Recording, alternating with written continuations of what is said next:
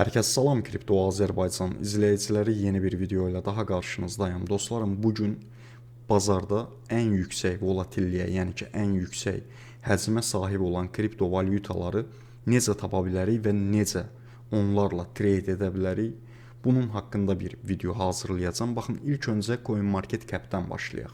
Qısaca göstərəcəyim şeyin sizə CoinMarketCap ilə arasında olan fərqini deyirəm. Burada Bitcoin, Ethereum, Tether, XRP sıralamalarını görürük, düzdürmü? Buradakı bu sıralamalar bunların market cap'lərindən, bax burada görürsüz. Məsəl üçün Bitcoin'in hal-hazırda 1 trilyon 840 milyard market cap'i var, ən birinci yerdədir. Ethereum'un məsəl üçün 382 milyard dollar market cap'i var, ikinci yerdədir. Yəni ki, CoinMarketCap-də gördüyünüz, baxın, bu kriptovalyutaların sıralamaları buna market cap'ə bağlıdır.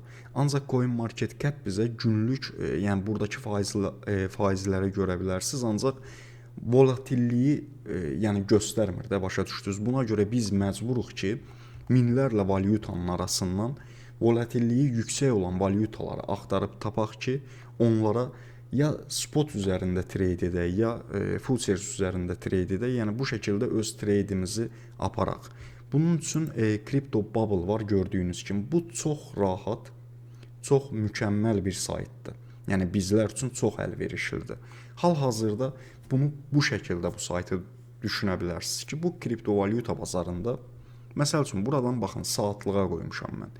Saatlıqda ən çox düşən valyutaları və ən çox qalxan valyutaları göstərir bizə. Yəni burada gördüyümüz valyutaların volatilliyi, yəni həcmi ölü deyil.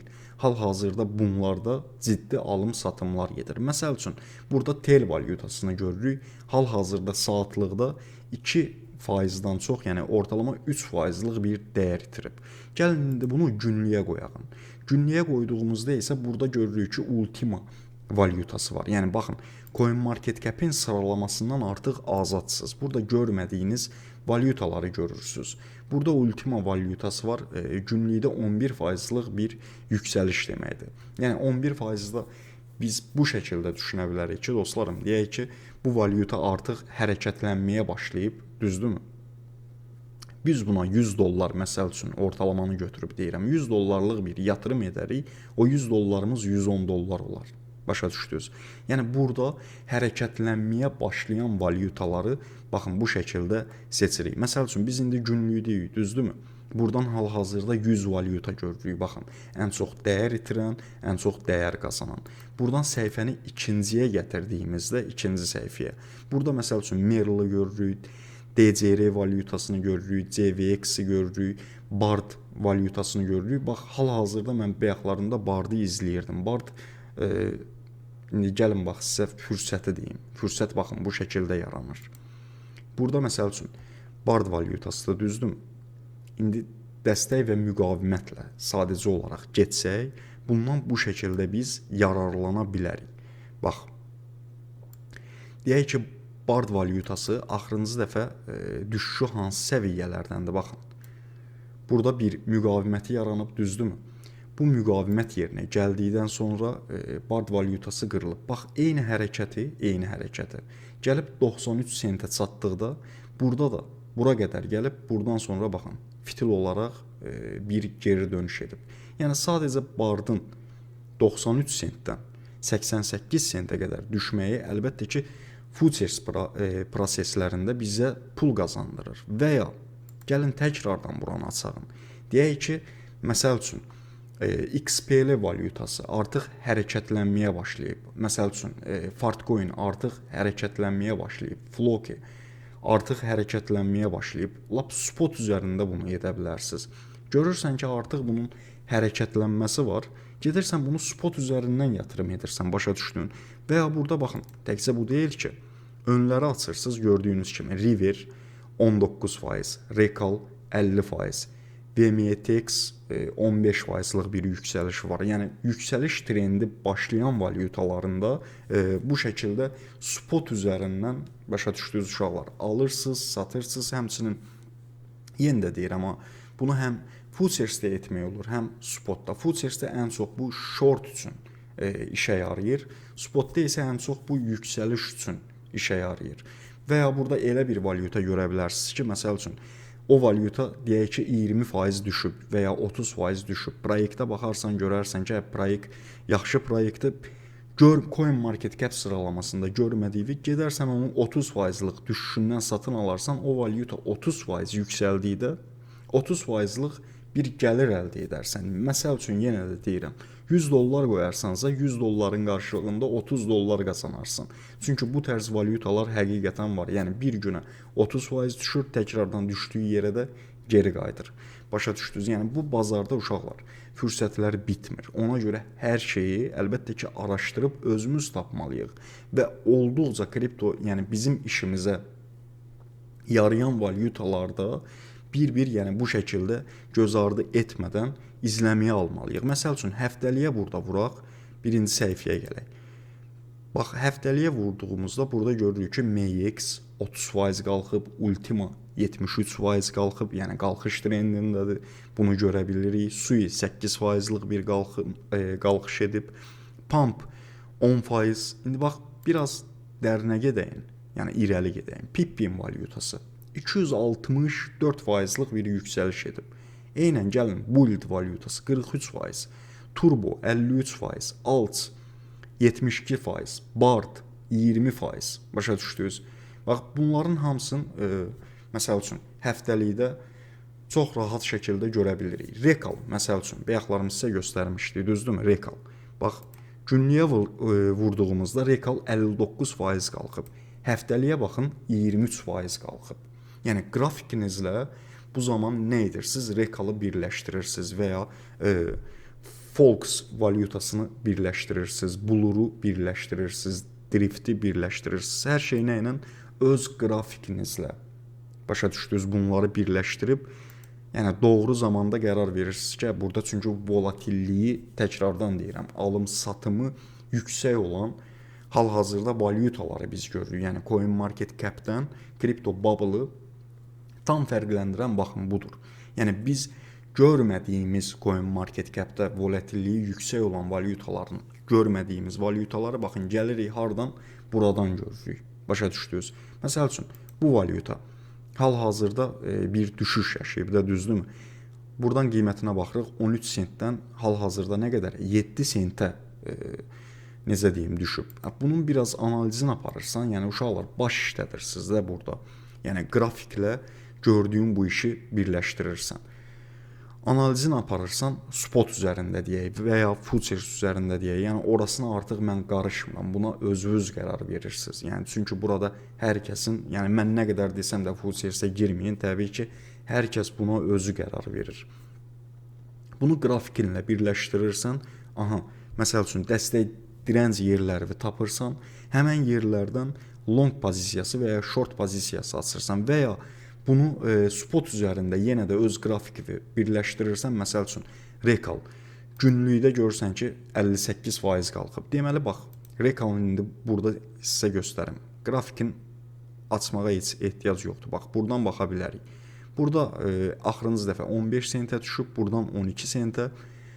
13 sentdən sonra bax nə qədərə kimi 15 sentə qədər yüksəliş əldə edib. Başa düşdünüz? 3 sentlik bir qalxışı var. Və ya həftəliyinə vursaq. Bu arada mən günlükdən niyə səhv dedim ki? Bax, günlük burada başlayır. Axırıncı dəfə 8 sentdən qalxıb nə qədərə? 15 sentə. Başa düşdünüz? Yəni bir həftə içində bu valyuta düşüb, geriləyib və ondan sonra təkrardan toparlanıb. 50%lıq bir spot üzərində düşün, bir xeyir verib. Başa düşdünüz? Amma həftə içinə baxdığımızda dostlarım, həftədə məsəl üçün görürsən ki 12 sentdən düşüb 8 sentə, 8 sent. Bax, bu civarlarda bunu dəstək olaraq düşünsəydik, bu dəstəkdən təkrardan toparlanıb 14 sentə qədər. Qoyun mən bunun qrafikdə sizə daha yaxşı izah eləyə bilərəm. Məsəl üçün buradan Rekalı açaq. Rekalı açdıq. Gördüyünüz kimi. Buradan bunu günlüyə yox, mən indi bunu 1 saatlığa yetirəcəm.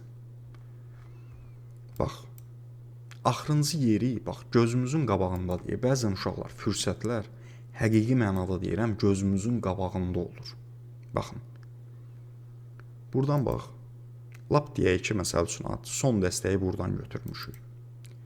9 sentdən düşüb 8 sentlər civarına, 8 sentdən görün təkrardan hara qalxıb?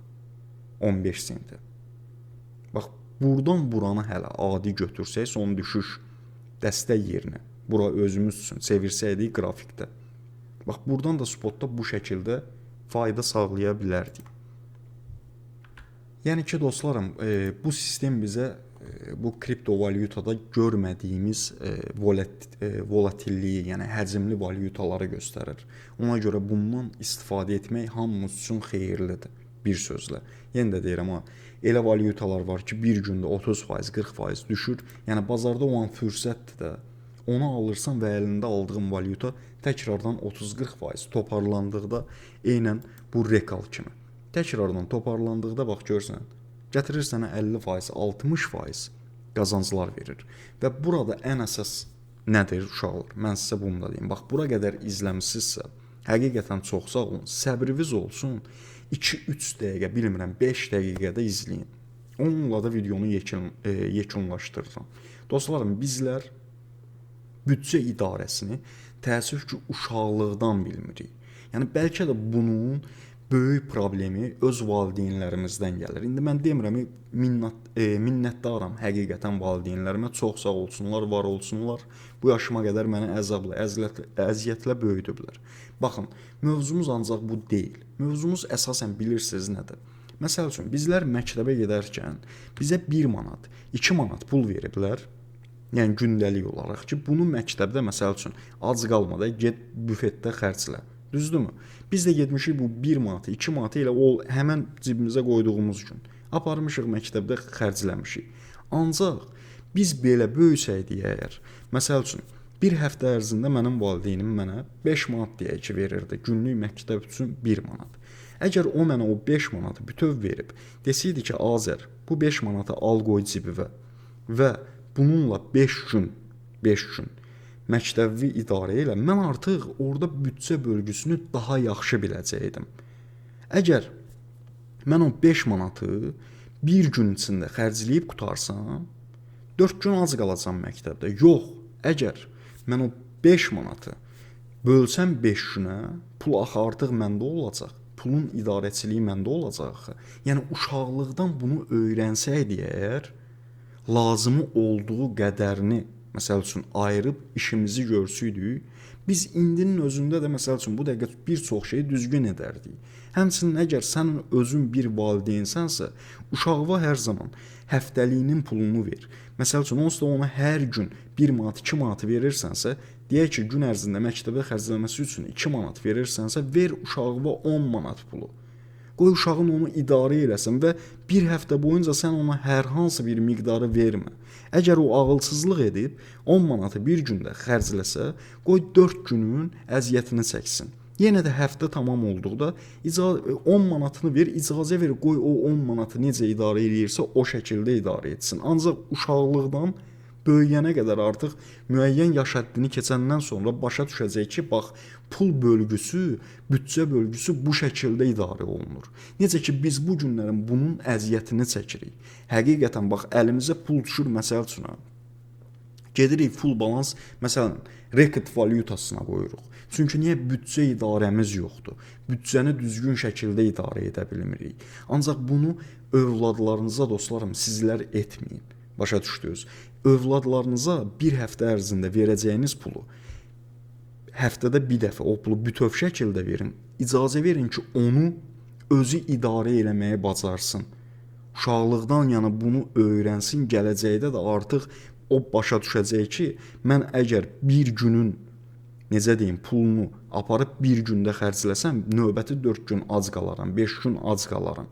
Onu bir dəfə eləyəcək, 2 dəfə eləyəcək, 3 dəfə eləyəcək, qoy onun peşmançılığını çəksin. Sonrakı günlərdə artıq uşaq da başa düşəcək ki, mən burada, bu məktəbdə mən büdcəmi bu şəkildə bölməliyəm.